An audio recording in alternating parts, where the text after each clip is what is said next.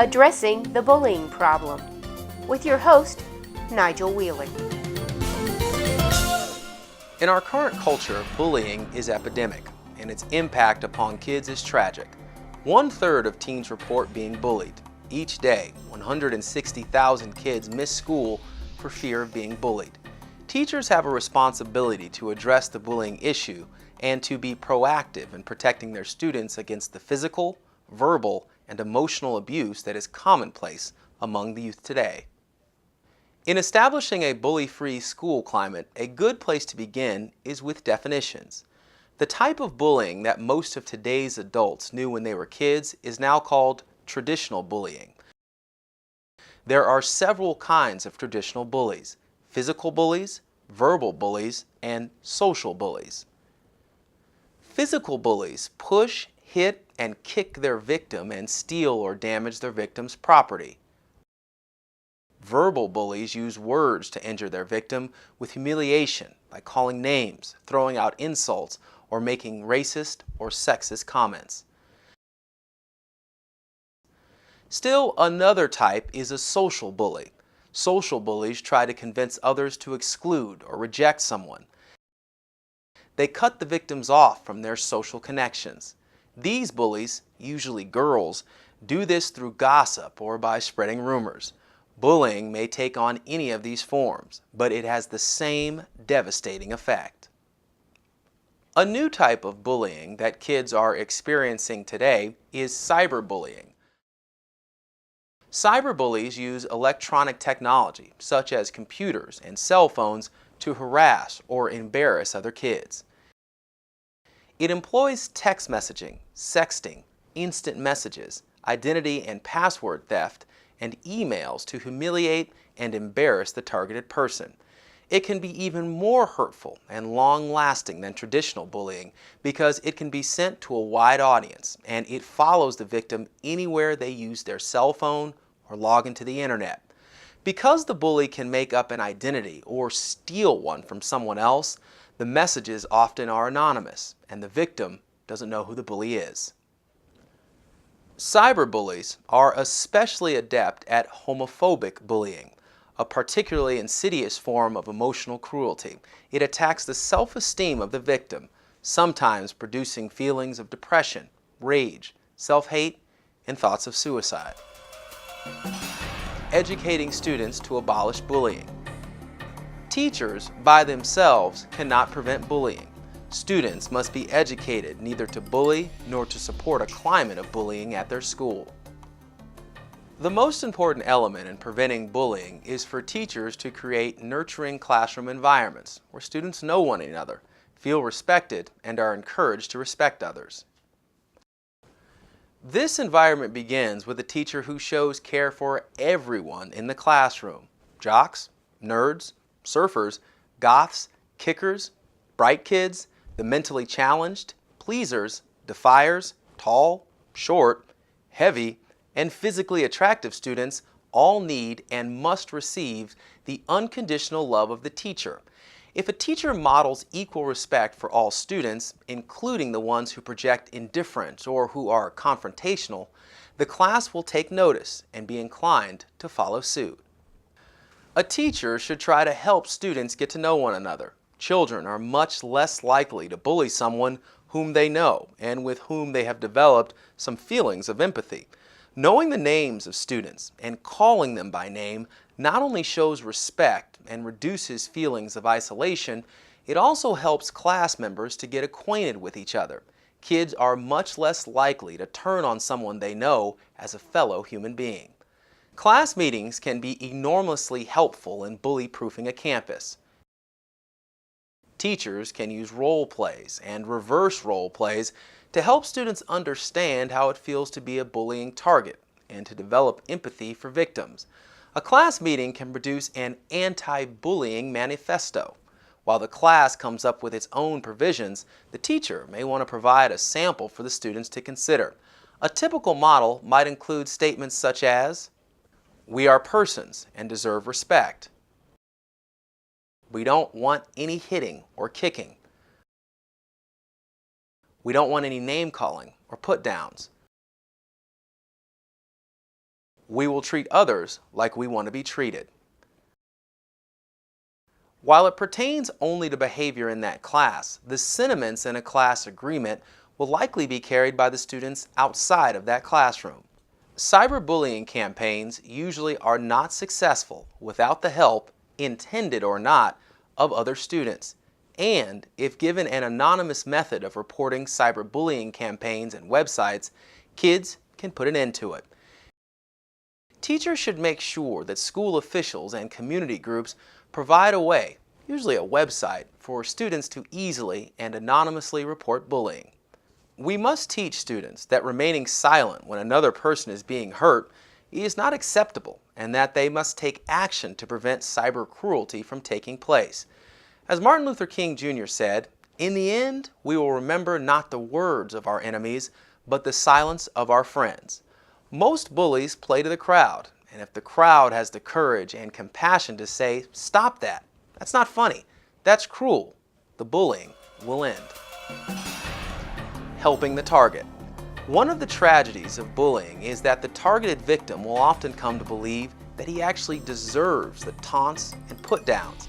Teachers should take every opportunity to build a caring relationship with the target and to assure the student of his great intrinsic worth as a human being. Simple affirmations like, "I care about you," and "You are a wonderful kid," can go a long way in counteracting the bully's damage. If a student has just one person who is in his corner, it can help him see that the assault on his personhood is based on prejudice and fear, and that it is unfair and unjust. It is important that teachers point out that bullies are tragic figures who inwardly don't feel good about themselves and who put others down in an attempt to make themselves feel better. A teacher can also help a victim to envision a positive future by pointing out famous, successful people such as J.K. Rowling, Leona Lewis, Justin Bieber, and Lady Gaga who were bullied. A nurturing teacher can encourage a victim to tell an adult about the incidences of being bullied and let the child know that the teacher and the counselor are safe people with whom to share the information. Helping the bully. Bullying is damaging not only to the emotional health of the victim, but also that of the bully. Dr. Dwayne Alexander, director of the National Institute of Child Health and Development, says people who were bullied as children are more likely to suffer from depression and low self-esteem well into adulthood, and the bullies themselves are more likely to engage in criminal behavior later in life. One study reported that 60% of students identified as bullies in grades 6 to 9 had at least one criminal conviction by age 24. Bully profiles indicate that they are at-risk kids with inner insecurities and a low self-concept who try to diminish other people in order to feel more powerful. Often they act the way they do because they themselves have been hurt by bullies in the past, maybe a parent or some other family member. When a bully is caught, one method of inducing the student to choose different behavior in the future is to have her reflect upon the cruelty of her behavior. A good reflection tool is to have the student write down on paper what she did and why. Stan Davis, author of Schools Where Everyone Belongs, says, "It's very important to teach kids not to make the same dumb mistakes over and over. We always have choices, and what we do may not be intentional, but the student needs to know what she did and why it's a problem. She can think about why it was wrong and how she hurt the other person. Suddenly, a light goes on and she will say, 'Yeah, I see I did this. What was I aiming for when I did this? Was I trying to get the approval of a friend, or was I bugged by something?' Reflecting on the behavior and how it hurt another person can result in a kid making different choices in the future. Most of all, teachers can help students to avoid bullies by enabling them to experience the feelings of being competent and powerful in positive and constructive ways, and providing them the unconditional love that builds self-esteem, thereby reducing their need to build themselves up by putting down those around them. Establishing an anti-bullying climate on the campus. The human community itself has a responsibility to see that our children are not bullied. A recent article co-authored by U.S. Department of Health and Human Services Secretary Kathleen Sebelius and U.S. Department of Education Secretary Arne Duncan says that the most promising approaches to combating bullying are those that get entire communities involved, when principals, teachers, school nurses, pediatricians, social workers, faith leaders, law enforcement agents, parents, and youth all have the information they need to recognize bullying and respond to it. Bullies get a clear message that their behavior is unacceptable. Many schools are now addressing the need for campus-wide anti-bullying programs. If students are experiencing problems with bullying on your campus, talk with other teachers and with school administration about implementing an anti-bullying program on the campus. The most valuable role that a teacher can play in bully-proofing a student is to extend the unconditional love that allows a child to continue to value himself in spite of the hurtful words and actions of others. Armed with the sure knowledge that he is valued and loved no matter what, a young person can acquire the skills that prevent him from being emotionally traumatized by the verbal taunts, physical intimidation, and cyber cruelty of bullies. Here are some things to think about when addressing the bullying problem. The type of bullying that most of today's adults knew when they were kids is now called traditional bullying. There are several kinds of traditional bullies: physical bullies, verbal bullies, and social bullies. Physical bullies push, hit, and kick their victim and steal or damage their victim's property. Verbal bullies use words to injure their victim with humiliation by calling names, throwing out insults, or making racist or sexist comments.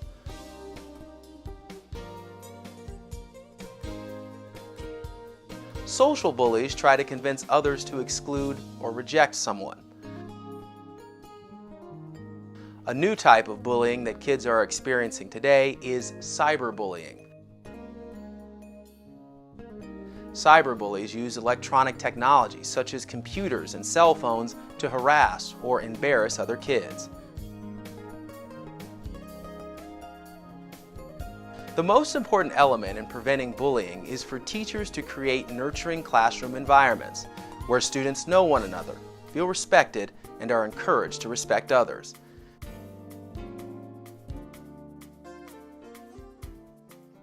Class meetings, where a class may develop an anti-bullying manifesto, can help bully-proof a campus.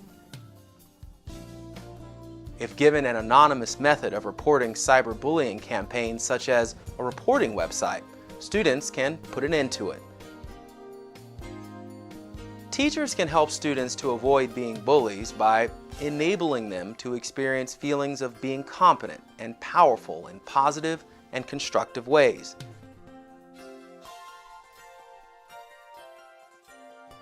And providing them with the unconditional love that builds self-esteem, thereby reducing their need to build themselves up by putting down those around them.